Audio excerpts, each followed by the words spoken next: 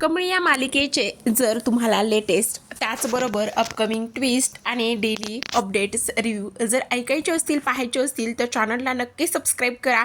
बाजूची bell icon किंवा घंटीसुद्धा press करा म्हणजे जेणेकरून अशाच नवनवीन मालिकांचे रिव्ह्यू तुमच्यापर्यंत पोहोचतील. तर प्रेक्षकांनो चॅनलला नक्की सबस्क्राईब करा. कमळी या मालिकेचे डेली अपडेट्स तुम्हाला आपल्या चॅनलवरती पाहायला ऐकायला मिळणार आहेत. आता कमळी आणि त्याचसोबत ऋषी इथे मॉलमध्ये अडकलेले असतात. आता कमळी खूपच चिडचिड करत असते ते म्हणजे ऋषीवर. ती म्हणत असते हे सगळं तुमच्यामुळे झालंय. नायशा इकडे राधिकाला म्हणते आई काय झालेलं असेल गो, इथे मला खूप भीती वाटते. ऋषी अंकल दुसरी मूव्ही तर पाहायला गेला नसेल ना, त्याचबरोबर इथे कमळी हरवली तर नसेल ना, मला खूप काळजी वाटते ग. तेव्हा राधिका म्हणते नाही ग, हा लास्टचा मूव्ही होता, तू नको काळजी करूस, ऋषी येईल. इकडे निंगीसुद्धा म्हणत असते ताई एकदा प्लीज कॉल करा ना त्यांना. त्यावरच आता राधिका पुन्हा एकदा कॉल करत असते पण फोन बंद येत असतो. काय झालं असेल, ते ठीक तर असतील ना. त्यामुळेच निंगी रडायला लागते. राधिका तिला समजावते. इकडे कमळी म्हणत असते हे सगळं तुमच्यामुळे झालेलं आहे, काय गरज होती मला तिकडे पाणी आणायला पाठवायची. त्यावरच ऋषी म्हणतो अरे हे बरे, तू पाणी भरायला गेली, त्या काउंटरवर जाऊन वाद घातला, त्याचसोबत गपचूपच 70 रुपयाची बॉटल घेऊन यायचीस ना, काय गरज होता वाद घालायची. ती म्हणत असते अच्छा म्हणजे तुम्ही मला शिकवाल आता. हे बघा तुम्ही ते माझे मास्तर नाही आहात, तुम्ही व्यवहार ज्ञानाने बोला. तेवढ्यातच ती वरती जात असते.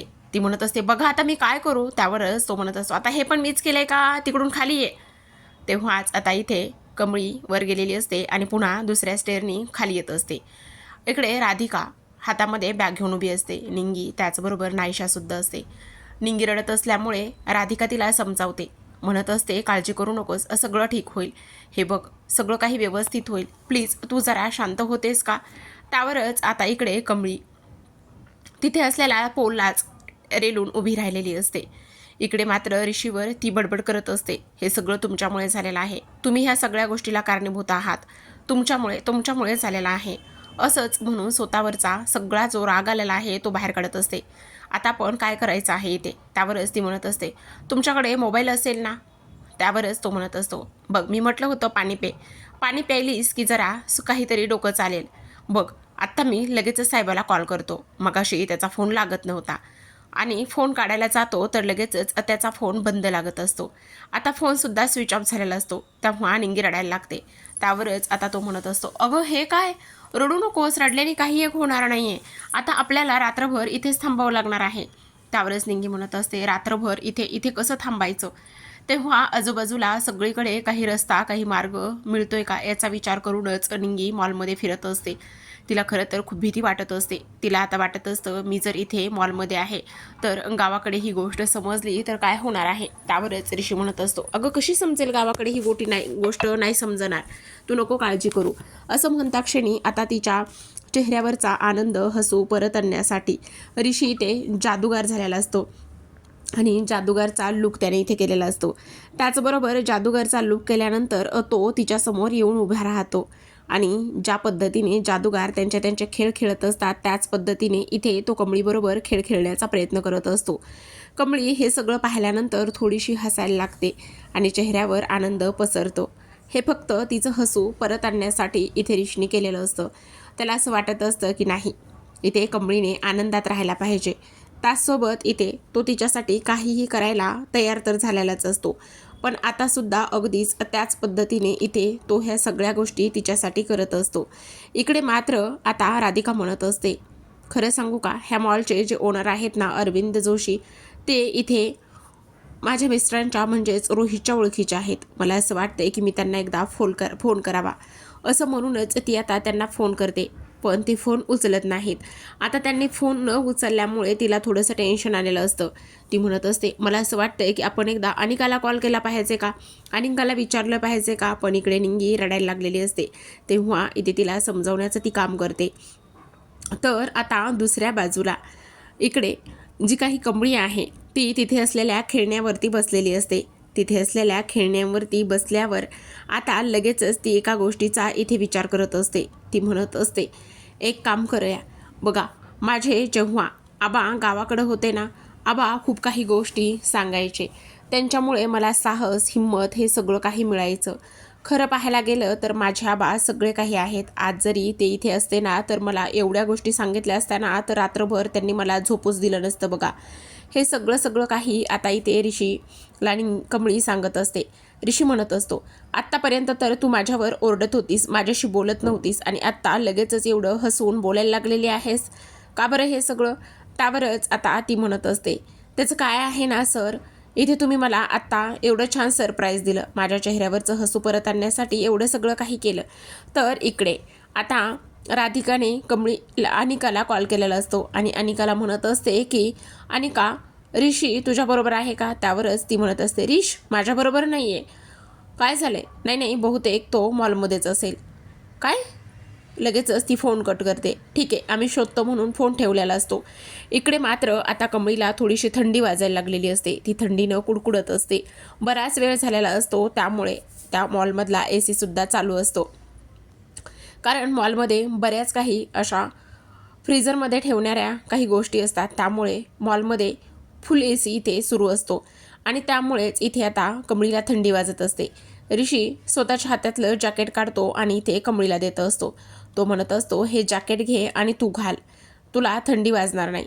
ती सुरुवातीला तर नको म्हणत असते, पण शेवटी नाईलाज असतो आणि जॅकेट घेते. तेव्हा ऋषी म्हणतो, मी इथे आजूबाजूला बघतो AC बंद होतोय का तर इकडे अरविंद जोशींचा नयनताराला कॉल आलेला असतो. ते म्हणत असतात, सॉरी मी तुम्हाला उशिरा फोन केला आहे, पण तुमच्या सुनेचा मला फोन आला होता, मी तो उचलू शकलो नाही कारण माझा फोन माझ्याकडे नव्हता. घरी काही प्रॉब्लेम तर नाही ना? घरी सगळं ठीक तर आहे ना?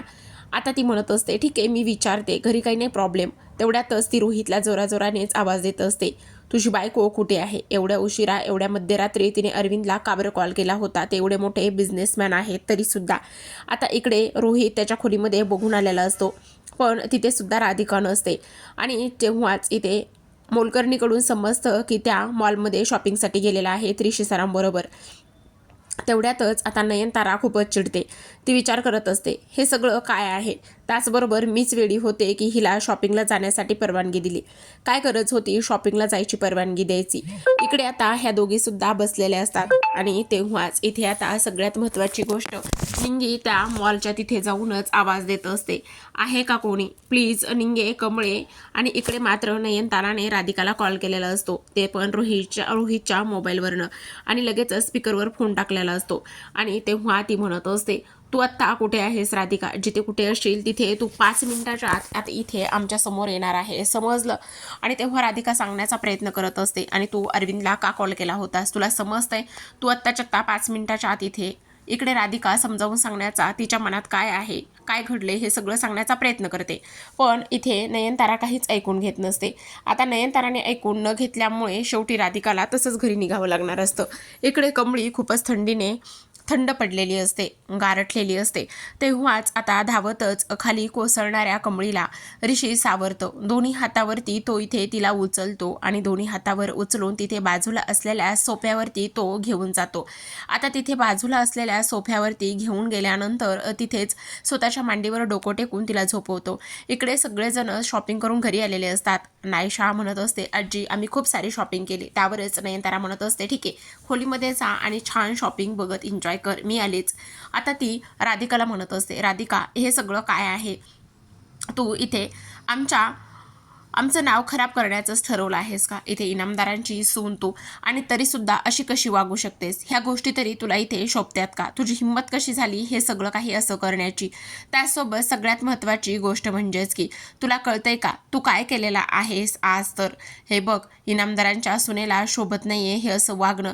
आणि रात्रीचे किती वाजलेत? हातामध्ये हे घड्याळ घालतेस ना तू, तरीसुद्धा तुला कळत नाही. तेवढ्यातच आता इथे अरविंद जोशींचा फोन आलेला असतो. ते म्हणत असतात, आत्ता आम्ही पाहिले की मॉलच्या पार्किंगमध्येच ऋषीची कार आहे, म्हणजे तो तिथेच असेल, आम्ही तिथे लवकरच येतो.